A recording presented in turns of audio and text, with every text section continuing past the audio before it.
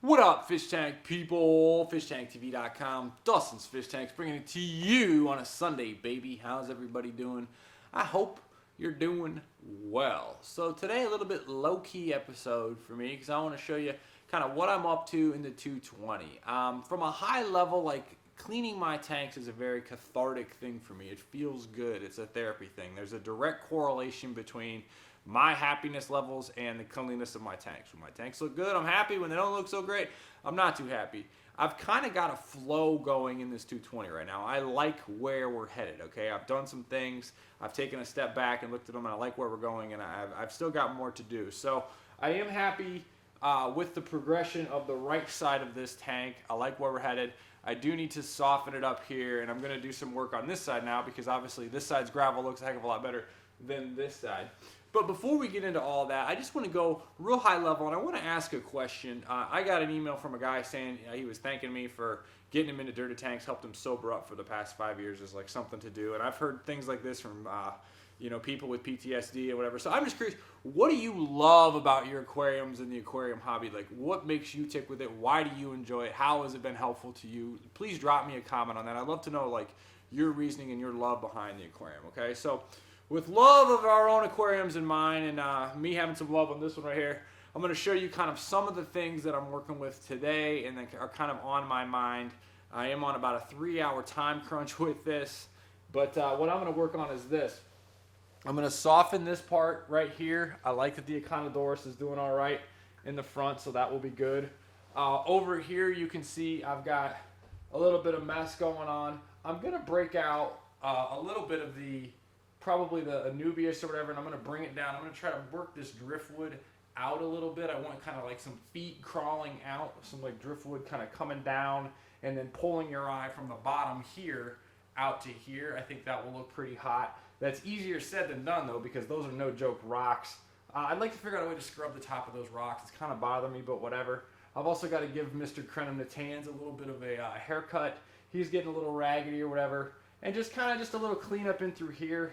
And just kind of gonna pull it a little bit together, a little bit on this side. Maybe work some background plants into the back there. So I'm excited to be getting this. The problem with this tank is that it's so hard to get in and out of. Unlike like a 10 gallon or like a 15 where you can like be in it and be looking down at it. Like I can't do that. I'm 30 inches above it. So I have to drain the water level down, which then messes up my visual perception of how things look because I'm looking at it in like this big of a window when in reality it's that big. So my design eye isn't complete until the tank is filled up all the way. Also, you can click the link and check out the Oliver Knott video. When he works on a tank and does the entire scape, there's zero water in it. Zero water, zero fish, and he actually sponges out any water that's even pooling at the bottom so you can see exactly how it's going to look when it's full versus this where I'm going to be doing it where it's half full, so my eye is kind of distracted with that upper stuff. It's whatever. It's part of it. I'm still happy to have a 220, but it's just one of the things I have to deal with. So, yeah, here we go. Let's get after it. Black them up a time. Already making a mess.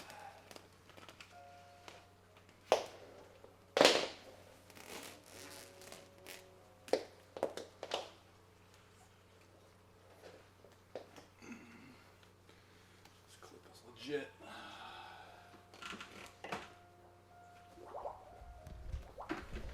All right, and I want to show you this. This is tight. I learned this from Chuck and Steve Eady out in St. Louis. You get like either a bucket. I'm using the bottom of a shop vac here. I showed this in last week's video, but still, this is how it works. It goes in here, and then everything can kind of go, and then it'll flow out the top there down into that. So I've got it running into here, and then this way, all the dirt and junk like that will not get in your tank.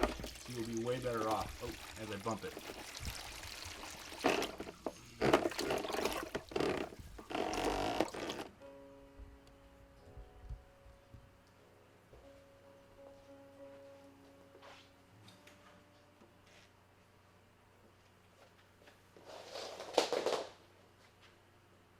It's still not even deep enough to really get into and work on that well.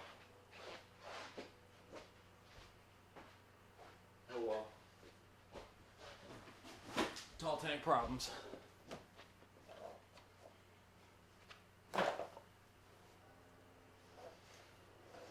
I've been wanting to come out through here some way.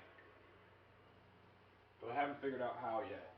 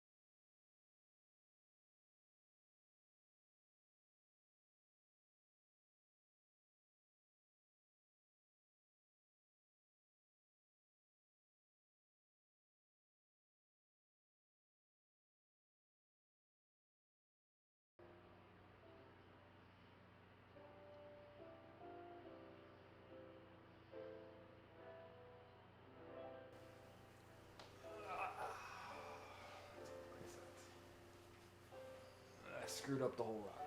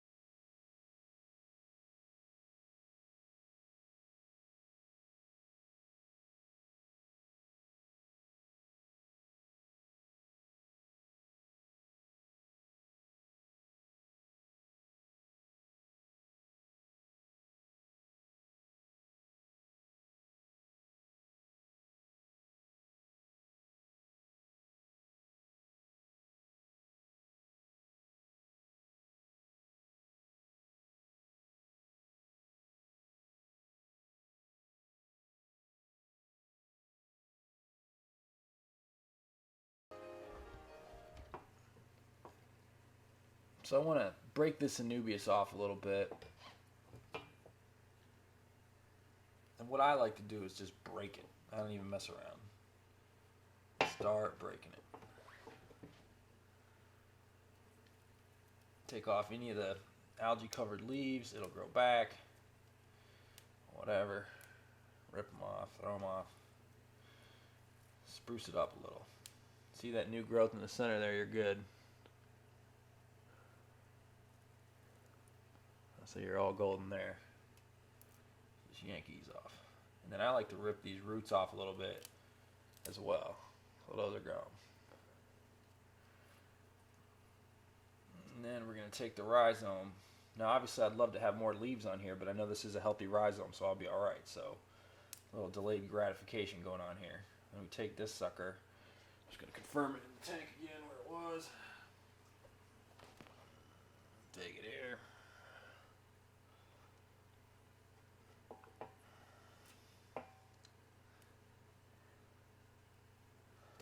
And I'm using a black wire, little tie. Nothing big. I don't care about the copper. It's not gonna do anything. I got one here, and anubias likes to be broken up. Like anubias prefers it. I've taken really nothing chunks of anubias and turned them into something. So just by spreading that out about an inch, you guys can see that. By spreading it out about an inch, this plant will, develop fuller. It wasn't much of a plant to begin with. I only have one black tap. So I got this, but then as I'm pulling up to the tank, I discovered this at the top. Now this is a prime example of how to break it up.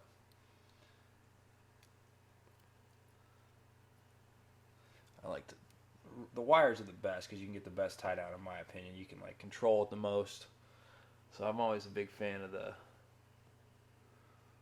wires. Just trying to get you guys a shot. Here we go. That twisting that bottom right there. Twisting that.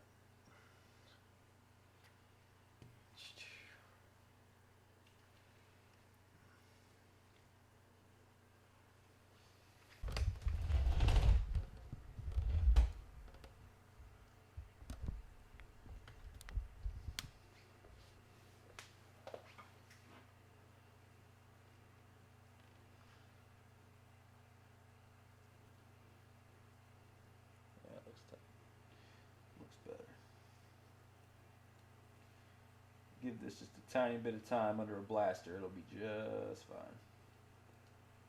Just fine.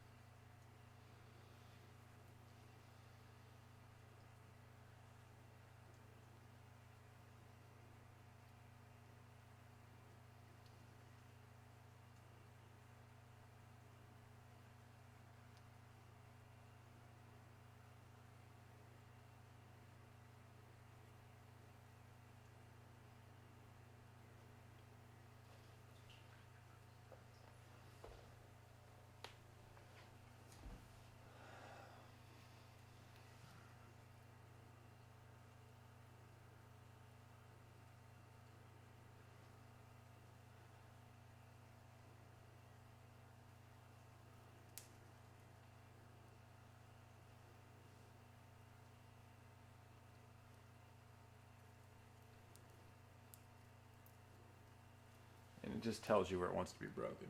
You can just see it needs to be broken here. When you pull on it and the way it breaks, that's what it needs to do. This right here can be a whole nother plant. It's all hidden. So all you gotta do is just break that off.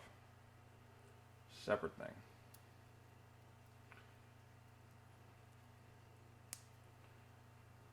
Give that some space. And now we turn one big one into like 4. No problem. And that's the way you do it, and that's what you should do. Anubias prefers this.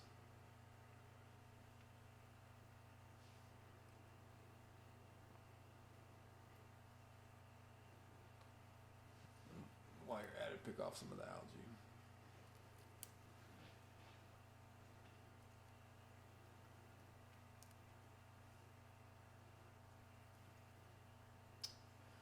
Now the question is, where do we put it?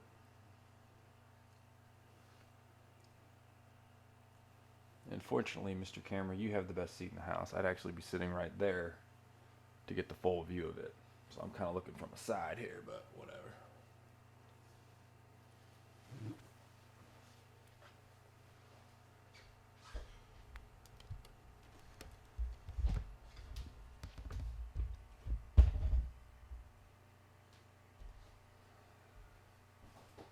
Now we take a step back and we look and we say, what needs softened? What can we soften up in here? So I'm thinking that needs to come in through here a little bit more.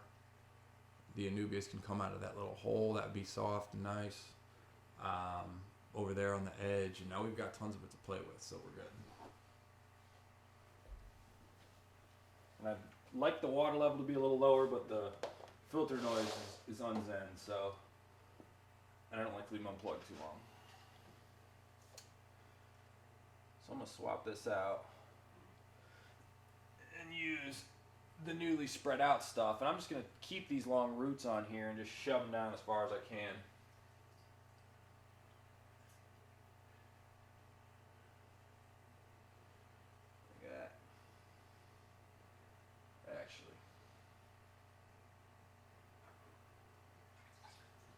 These are my favorite type of scaping tools with the point on them. I've just recently really even started using them ever though. But I do like them.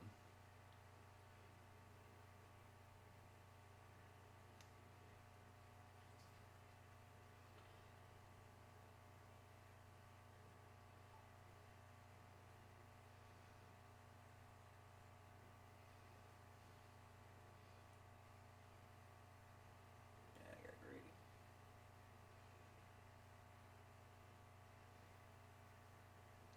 Trying to be too fast. Messed it up.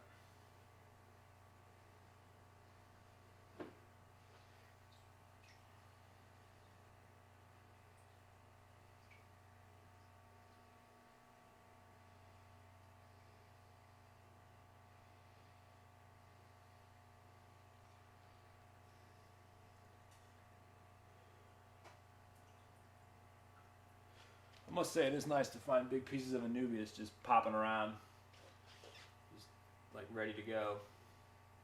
It's one of the great things about anubias. Brian really turned me on to it. I owe it all to him. He's like, dude, get a bunch of anubias, and it just goes on its own. Doesn't need to be planted. If it's planted down a little bit, it's fine as long as the rhizom's not down in the substrate. And it's just boom, here you go, 4 plants. Oh, take a break. Stare at it. It's a little softer along the edge there with the big rocks and the anubias down in here. Shoved a lot of it back in there. Redid that log right there so you can see that. Spread that out. 1, 2, 3, 4 anubias right there. Corey Cat's playing. Need to remove that random crypt in there and replace it with anubias. Anubias in the front there. There's the other side. Add a little more Conodorus tenalis to the front there. And there's the whole look.